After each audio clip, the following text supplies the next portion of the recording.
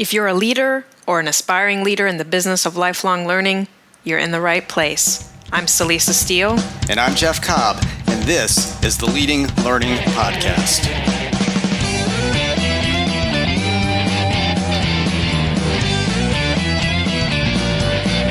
Hello, and welcome to episode 115 of the Leading Learning Podcast, and our first episode of 2018. We're going to kick off the new year by talking about capacity, which we think of as the resources necessary to implement your strategy, pursue your mission, and achieve your vision. Definitely important stuff to be thinking about as a new year begins. But before we do that, we want to acknowledge our sponsor for the first quarter of 2018.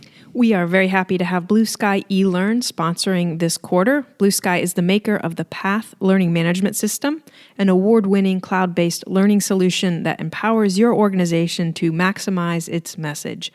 Blue Sky also provides a range of virtual event and instructional services to help you maximize your content and create deeper engagement with your audience. To find out more about Blue Sky eLearn and everything it offers, visit blueskyelearn.com. For the resource for this episode, we want to highlight an article that focuses squarely on the topic of capacity. The article is titled The Capacity Continuum, and it's something we first published many years ago before we even started Tagoras, much less the Leading Learning Podcast, but the core ideas in it are as relevant as ever. To download a copy of The Capacity Continuum, just go to the show notes for this episode at leadinglearning.com/episode 115. And that is an excellent segue into our main topic for this episode, which is, of course, capacity. So maybe we should start off by talking about what capacity is and why we think it's worth dedicating an episode to it. As you noted at the beginning, Jeff, we think of capacity as the resources necessary to implement your strategy, pursue your mission, and achieve your vision. You can have the most inspiring vision in the world, you can have a really powerful mission, you can have a great strategy, but if you don't have the capacity for executing, none of those things really matters very much. So we think that understanding capacity, and more importantly, building capacity, is one of the most critical activities an organization can pursue. In fact, we think it's important enough that we made it one of the 5 domains in our learning business maturity model. And for listeners not familiar with the maturity model, it's a free resource we've created that provides a framework for assessing the maturity of your learning and education business across 5 domains and then determining where to focus your efforts going forward. And we'll be sure to link to it in the show notes, and we'll also link to an episode in which we discussed it in some detail. In the maturity model, we identify 5 domains on which organizations need to focus in order to build a mature, high-performing learning business. And we pose key questions about each of these domains, and the question for capacity is, does the organization have sufficient capacity in terms of human resources and technology to pursue the vision and strategy effectively? The learning business maturity model also lays out the 4 stages of maturity that organizations progress through. We won't cover all of those stages in the context of this episode, but with respect to capacity, a mature stage 4 organization's learning business has the necessary resources, human and technological, to address current needs, as well as resources to support ongoing innovation and growth. A stage 4 organization also has processes that are well-defined and continuously evaluated and improved, and the business consistently invests in staff and volunteer development. And I think it's important there that you brought out different aspects of capacity, Celisa. I mean, it's not just about the human resources, as important as those are, but also about the processes that those individual humans are going to be using to actually do the work of the organization. And then, of course, using technology as a way to help leverage and extend the capacity of the organization. And I'll just note that, you were talking about the humans and we're talking about the human resources, that may be full-time or part-time staff, that may be contractors, that may be volunteers.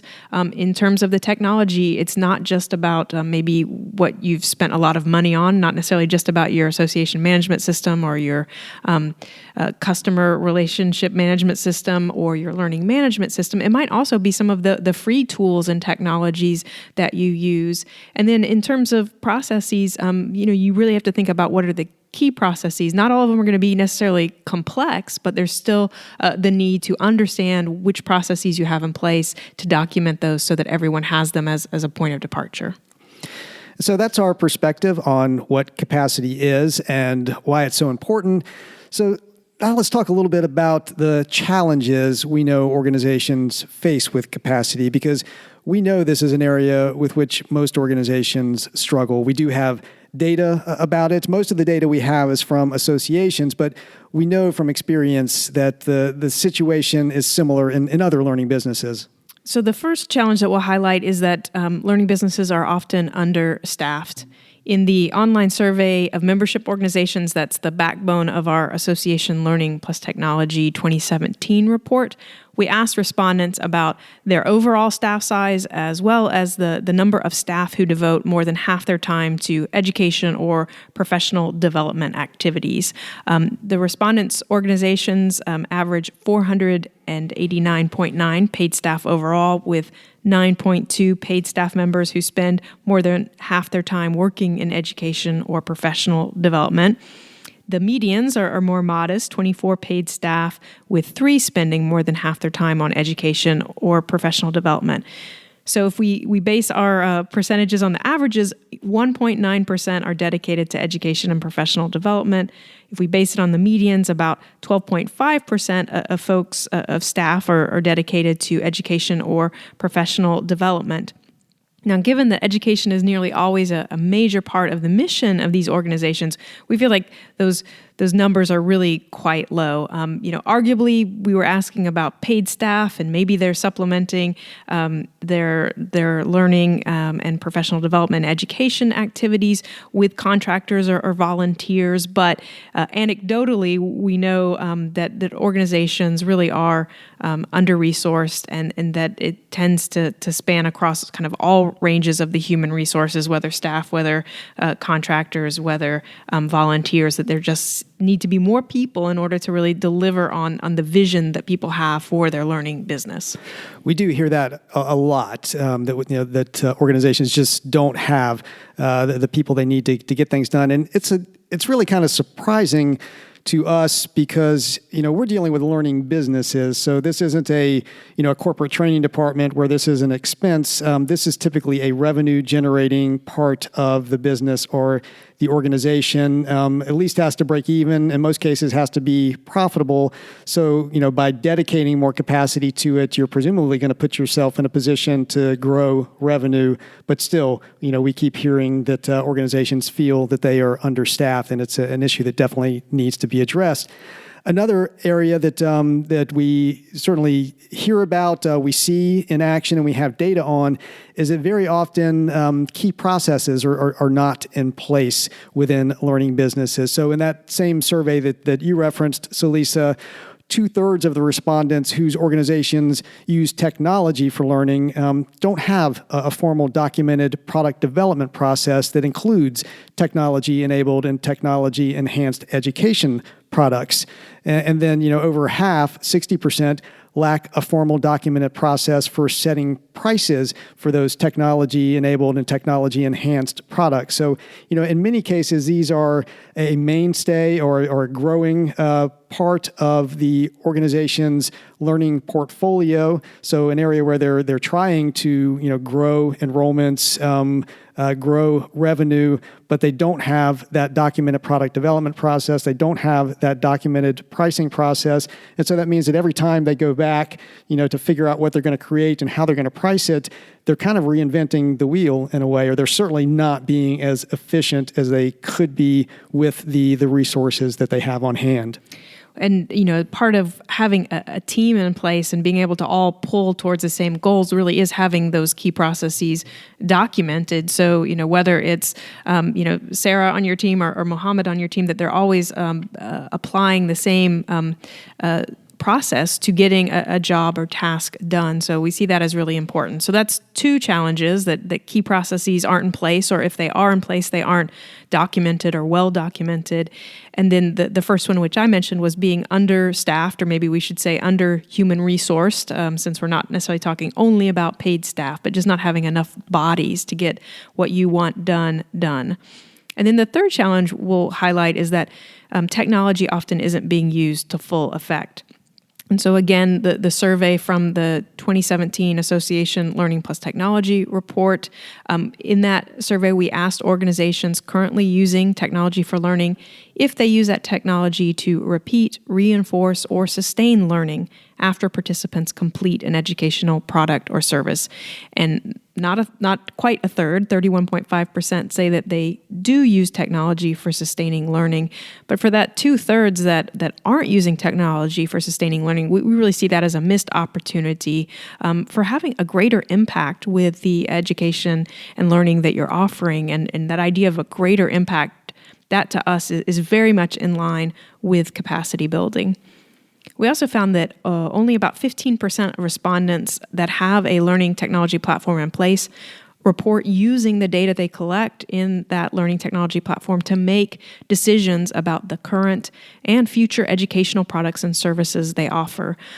Again, we see technology as a way to greatly enhance your capacity to be able to use some of those data points to actually drive decisions. It's in line with that idea of having processes in place. You're taking things out of kind of an individual's gut reaction, and you're putting some quantitative data out there to enable your decision making. And so we really think that this is a great use of technology, and one where there's often room for more improvement, that idea of really mining the data that you're getting back there so that you can make decisions about what to offer more of, what to offer less of, what to change.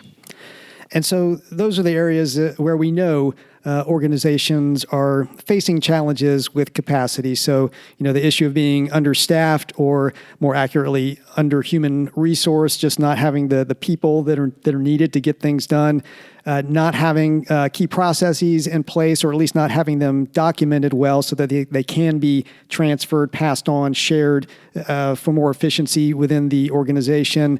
And then finally, not using technology to full advantage, really getting the bang for the buck, the bang for the resources out of the technology that's in place. And so those are the challenges. Of course, the flip side of every challenge is that there are opportunities there in addressing them to try to get some new gains in capacity.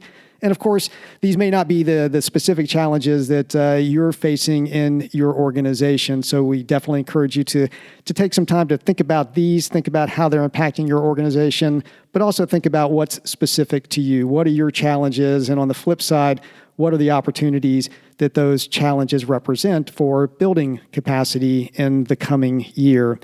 And along those lines, we don't want to just throw out challenges and make everybody feel overwhelmed. We want to try to support you in growing capacity.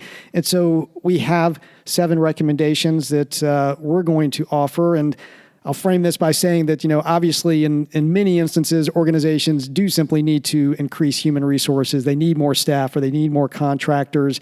But we know that, very often that's just not going to be possible for budgeting reasons or other reasons. So we thought we'd offer some recommendations that don't require hiring. In fact, most of them don't even require spending money.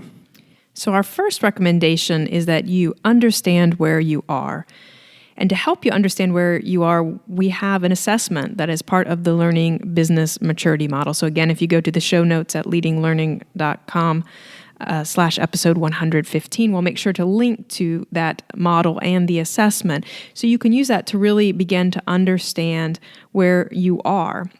And it can also become a way for you to consider capacity as you review and refine your strategy. And since often reviewing and refining strategy is sort of an annual effort as we're starting a new year, now might be a time when you're doing that at your organization. And as part of looking at your strategy, really think about the capacity implications for your strategy.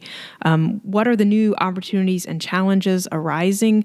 And what are the needs in terms of capacity? Are you going to need additional capacity or different capacity? Also think about where you might need less capacity than in the past. Maybe there's technology that's automating some of the tasks that staff previously had to do, and now maybe they have some time that they can spend on other activities. And that kind of aligns to this third question, which is, are there opportunities for shifting your resources?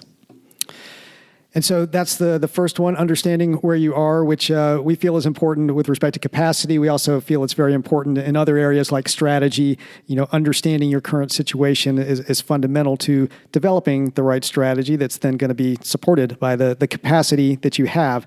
The next item or the next recommendation that we want to make is to adopt a growth mindset. And I'm sure many listeners will recognize growth mindset as a concept that comes from Carol Dweck, who's a Stanford psychologist who has done decades of research into what differentiates successful individuals from those who are less successful. And, her core idea is that some individuals have what she characterizes as a fixed mindset, meaning they feel like they have a certain amount of intelligence, a certain amount of capacity, and they're not really going to be able to move beyond that. It's what they're born with.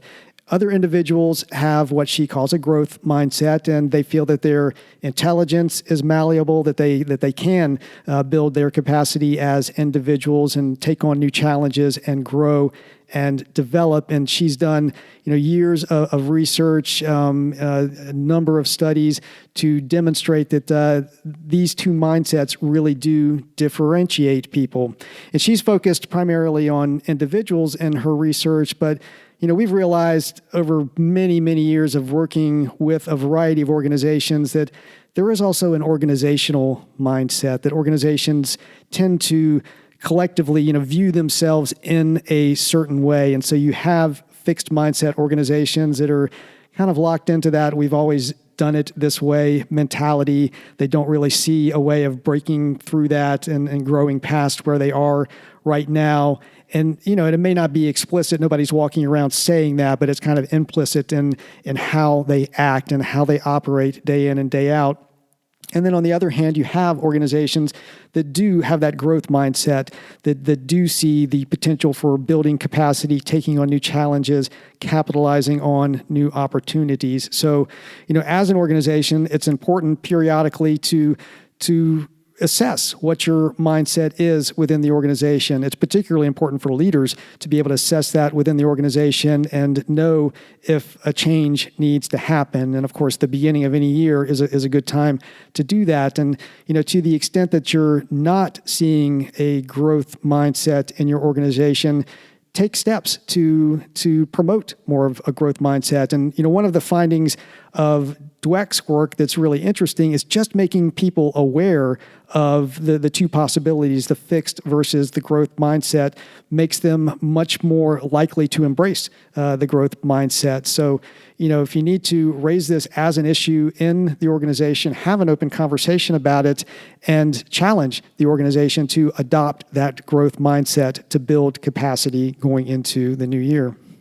The third recommendation that we'll offer is investing in training for your human resources, for your staff, for your volunteers, potentially for your contractors. This is low-hanging fruit, but it's often overlooked or not invested in sufficiently. If you want your organizational capacity to grow, you have to invest in the individuals that comprise the organization. And we found that one of the ironies of our work with learning businesses is that often the people who are responsible for developing and delivering education and professional development for others don't have enough opportunities to develop themselves. The beginning of the year is a great time to make a plan to change that. So identify relevant events, get them on the calendar for the relevant people. And I would be remiss if I didn't mention here that we have an upcoming event of our own, Learning Technology Design. It's going to be an extended virtual conference taking place throughout the month of February. And we designed it specifically for people working in learning businesses because in addition to people often ironically not spending enough time on their own development, we also found that we didn't think there was a great event or a great option for the folks working in the learning business. And, we really did create that event to help organizations and individuals address that issue of being able to build capacity.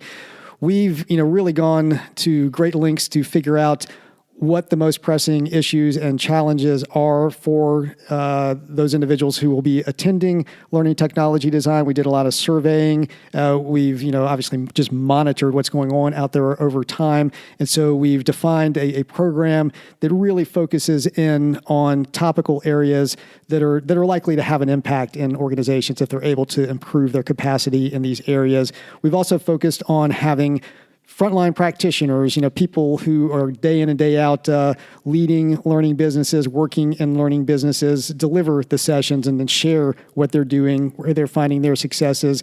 We have 8 workshops that are going to be offered throughout the month of February. Those are going to be interspersed with what we call content pods, shorter sessions that focus in on specific issues, specific tools to help give you that quick high impact hit that can help you to improve your capacity. And then we're going to complement all of that with a learning community that will go on before, during, and after the event to help really cement the learning that's going on and help make it stick. So I think the overarching criterion that we have in place is that we really want actionable, practical sessions that really help you with your learning business. You can find out more at ltd.tagoras.com. We'll also make sure to link to that site in the show notes. So the fourth item there then was to actually invest in training for staff and volunteers, and then and actually that was the third one. The fourth one is around making knowledge development and sharing an ongoing practice, and this actually follows well out of talking about LTD because we frequently advocate coming together as a group to to discuss the issues and challenges that the organization is facing and to engage collectively in building and sharing knowledge. And certainly, attending something like LTD, a virtual conference where everybody can be in the room together and engage together is one approach to doing that. We also advocate, many of the tools that we provide or that you may get from other sources to make those a group activity, an activity for group discussion. So, as an example, the value ramp is something we talk about frequently that's really a product strategy tool, and it's a visual tool. You draw it up on a board or use a slide from our website to look at it, but to have a group of people gathered together to be able to discuss your value ramp and the products and offerings that fall along your value ramp. And we've seen again and again, both in our own work and had organizations reported back to us that when they're able to use a visual tool like this, they just have great discussion. It elicits knowledge from different people across the organization, creates new knowledge, gets everybody thinking and sharing together to tackle issues. So we highly recommend that you make this kind of coming together as a group really a part of your capacity building in your organization, and make it something you prioritize, make it something you schedule, whether that's on a weekly or a monthly or a quarterly basis, whatever works for your organization, but have it on the calendar, have it be a commitment that you're going to get people together, staff, volunteers, contractors, whoever's relevant, to share knowledge, to share it around an event, share it around a tool, whatever the case might be, and document that and use what you get out of those sessions to help drive your capacity building going forward. So our fifth recommendation is about processes, and really it's about identifying, fleshing out, and documenting your key processes that are part of your learning business. Now, as we already mentioned, many organizations don't have clear, well-documented processes in place for things like product development and pricing. But even beyond those processes, there are many other processes that I'm sure are in place in your learning business. So take a close look, inventory what those processes are that really are fundamental to your learning business, that are most important to your organization, and commit to fleshing those out fully and documenting them. Now, this will support your current capacity, but it also supports your longer-term sustainability because as staff or volunteers or contractors move on, you have that documented process to provide as a tool to a new individual coming on board. So that was number 5, fleshing out and documenting key processes. Number 6 is to set clear goals and track metrics for the use of technology.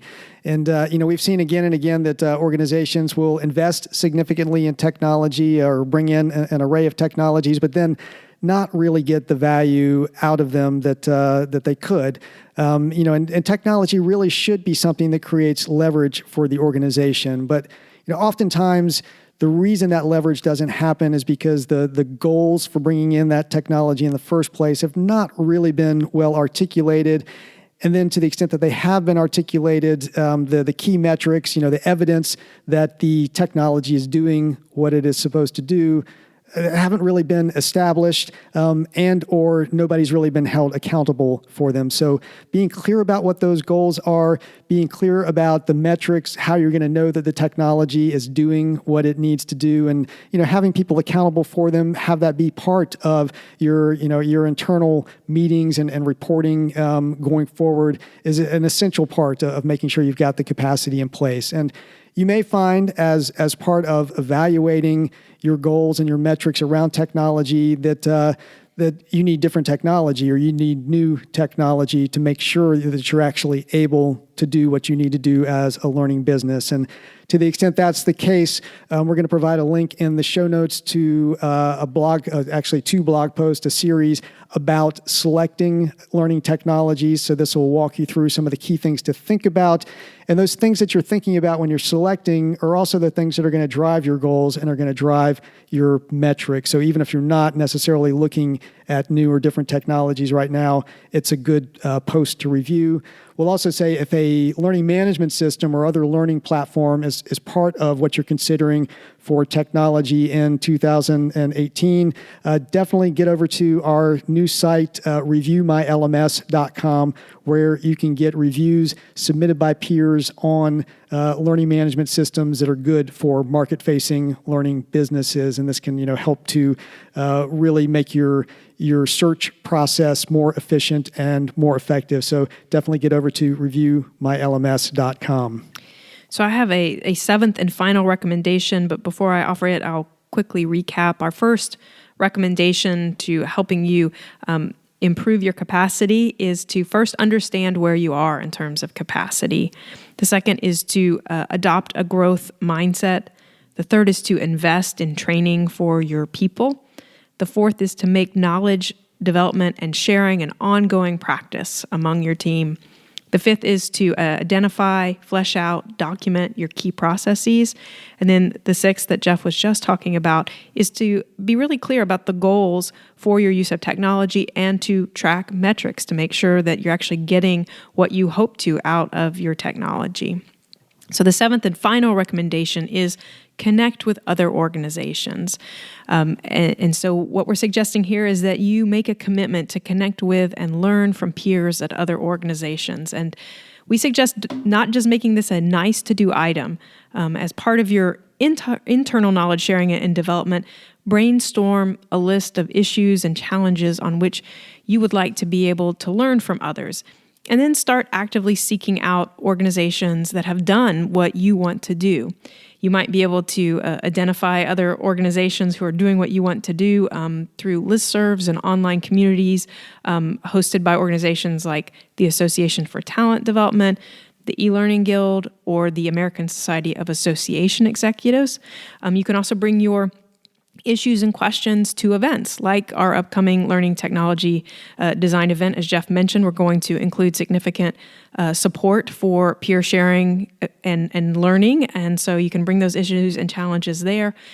And then we'll also say that, you can reach out to us directly for contacts. If you have a specific issue or challenge or idea, you can contact us. And because of our experience and our network, we may be able to connect you with someone else, some contacts that we can offer. So you can reach out to us by emailing us at leadinglearning@tagoras.com. And I'll note that another way that you can always reach out to us is by going to the show notes for any episode, and it is possible to comment on the show note pages. So you can put a question in there, share your own experience in the comments. We would love to hear what you're seeing as the challenges and opportunities in capacity building at your organization. So definitely get over to the show notes. And as we're wrapping up our discussion of capacity here, I'll also say that the various links that we've referenced throughout this show can be accessed in those show notes. And again, those are just at leadinglearning.com/episode 115. And the links that will be included there, among them will be the Capacity Continuum article that we highlighted as a resource at the beginning of this episode. You'll be able to just easily download that by visiting the show notes. And while you're at leadinglearning.com/episode 115, you will see various options for subscribing to the podcast. And if you're not already subscribed, and if you're getting value out of what you hear, we would be truly grateful if you would subscribe.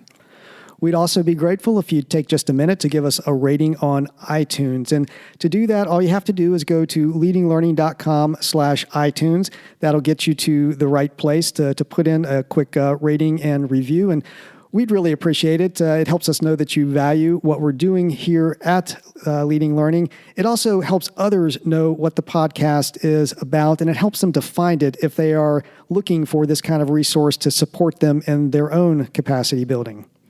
We would also be grateful if you would take a minute to visit our sponsor for this quarter, Blue Sky eLearn.